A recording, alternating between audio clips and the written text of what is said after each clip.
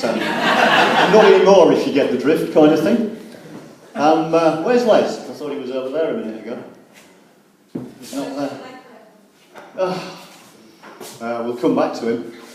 Ladies and gentlemen, in a previous life, I'm actually a qualified nurse by profession. I did give it up because I got an awful rash off the stockings, and basically I look a complete tosser in a nurse's uniform. It really wasn't my thing. But the kind of nursing that I did was I looked after mentally handicapped people, and one day I was tasked with taking Denise to the toilet. Now Denise was she was a lovely girl. She was a bit gossipy. She could talk. She was wheelchair bound. She was slightly chunky, but got her on the toilet, left her to it, and went and did a couple of jobs. Came back to her, made sure she was okay. Have you finished? Yeah, I've finished. I said, right, okay. I said, I'll pick you up. So the only way you could pick her up was stick your arms under her shoulders, lift her up, get her back in a wheelchair. So kind of did this, then went to pull her knickers up, which seemed like the right thing to do. She went, you can't do that. I went, what do you mean I can't do that? She went, I'm like that, I'm like that. I said, what do you mean you're like that? I don't understand. She said, I'm like that. I still didn't get the drift. I really didn't understand what she meant. So I said, Denise, what do you mean? She said, it's my period. Ah, Jesus Christ, I did not sign up for this. Denise, what do? You'll have to go get a sanitary towel and put it on. Jesus! Yeah. So I went to the stores, got this sanitary towel, got a hook at one end, a hook at the other end. What the hell do I do with this? There's no female nurses around, no ward sisters, just me. So anyway, in a kind of very uncomfortable way, I managed to finally fit this sanitary towel, which is not really what I ever want to do again. I didn't sign up for that. Just going to say, Les, I love what you've done with the place. I think it's fantastic. I love the giant Fez lampshades over there. I think they're great. Don't know if you know, but you can get an EEC decoration grant. I brought you the paperwork so you can fill it in and get it sorted out. Thanks for that. Not a problem, not a problem. Anyway, talking about Denise's underwear, I read the other day that I'm sure this was put out by Calvin Klein or Fred and Florence or Georgette Next, whatever, but it suggested that we should all be changing our underwear every 6 months. Not literally every 6 months, but we should change it, buy new, and carry on wearing it. Now, can you imagine how much that would cost? What do you pay for boxers, Steve? 20, 30, 40 quid? Jesus Christ, it'd just be a bloody joke, wouldn't it? So, you know, so my Y fronts tonight are not so much Y fronts as 12-month-old with a baggy U. So,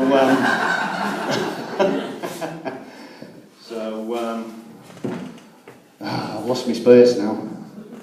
So, yeah, I was reading also in the paper the other day about Mothercare. Apparently Mothercare shares have dropped horrendously in price. The Mothercare shareholders have thrown their rattles out of the pram. What I'd like to do, ladies and gentlemen, I'd like to tell you about my dog. I don't know if you've... I have told everybody about this dog before. Recently, he bit Colin Inglis from Hull City Council there. And he also attacked a number of East Europeans down Spring Bank. And he's also rather partial to biting students, particularly the students who wear their jeans really low slung, advertise their underwear. I'd just like to confirm to you that my dog is not actually for sale.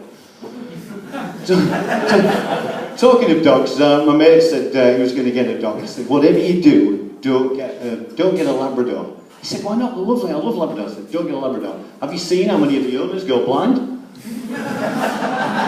So what did he do? He went out and he bought a greyhound, yeah? Weighed about 2 kilos, wet through, real scrawny thing, ratty tail, 1,000 yards down. Had that kind of greyhound twitch, you know. It really is quite embarrassing. Anyway, he rings me, he says, Mal, he said, I'm at the vet's. He said, can you lend me 200 quid? I said, what the hell do you need 200 quid for? He said, the dog needs an x-ray. I said, it's a greyhound, all the way up to the sun. And I'm sure we all must have seen Benefits Britain the other night, yeah? Did anybody watch it? Yeah. Did that really show Hull in a good light? Yeah. Jesus Christ. Here we are with the City of Culture. We just won the FA Cup, nearly won the FA Cup final, you know, nearly, very, very nearly.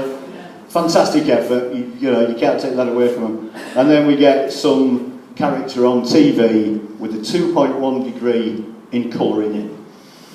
And he wonders why he can't get a job. And then when his girlfriend said, I'm pregnant. He went, I'm a stallion. Jesus Christ, it was just so embarrassing, it really was. But when I was a nurse with all these special needs kids, we did actually take some kids to Tesco, just to give them an idea of what kind of real life would really like. Let them go on a shopping expedition. So they're outside talking about it afterwards, and the first kid said, what did you get? And then he said, I got gluten-free pizza and strawberry jam. I said, oh, right, okay. So what did you get? He said, I got tenner lady and vanilla ice cream. Right, that's going to be useful. Third kid, he said, what did you get? He said, I got a trolley for £1. And speaking to my mate the other day, and he said, I'm a bit worried about my son. He's 12 years old. He said, I found him looking up ladies' skirts.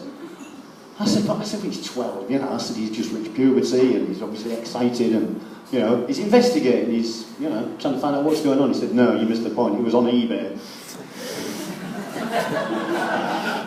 But, ladies and gentlemen, I'd like to leave you with a fairy story. And I printed this early, but we are having some problems with our printer at work. So we'll see what we can do. And can we just get this to work? Does this go up, Stephen, or not? Just lift it on the stage.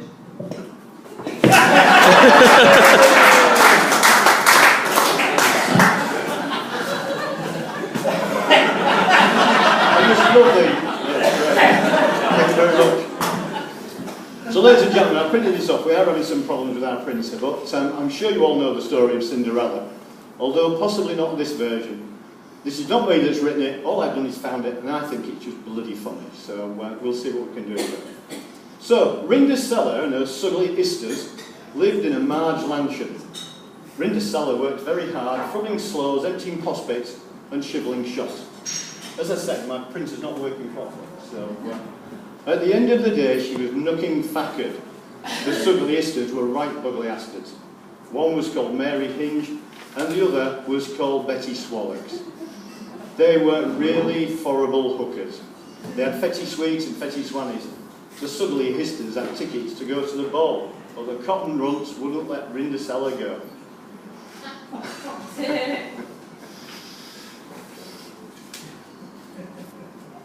As I said, it's printed wrong, and there we go. Suddenly, there was a huge almighty bang, and her Gary Fodmother appeared.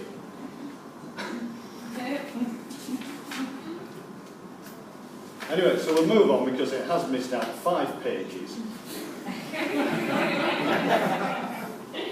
really has missed out 5 pages.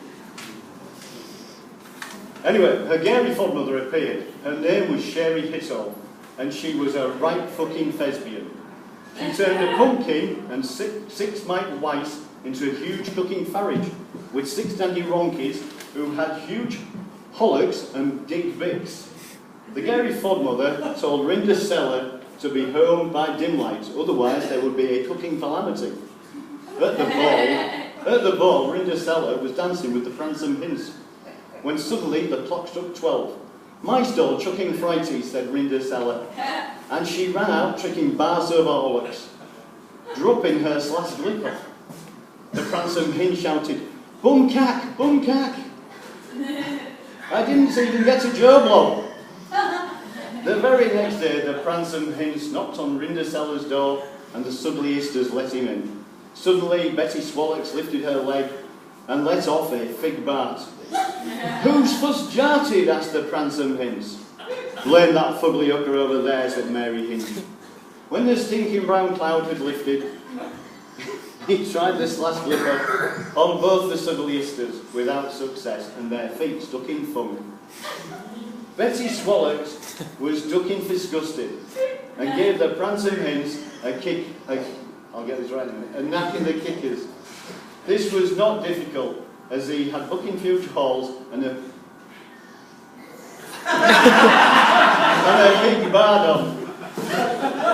He tried the glass slipper on Rinda Seller, and it fitted fucking perfectly. Rinda Seller and the Pransome Hints were married. The Pransome Hints lived his life in luxury, and Rinda Seller lived hers with 8 children and a foal and swanny. Thank you.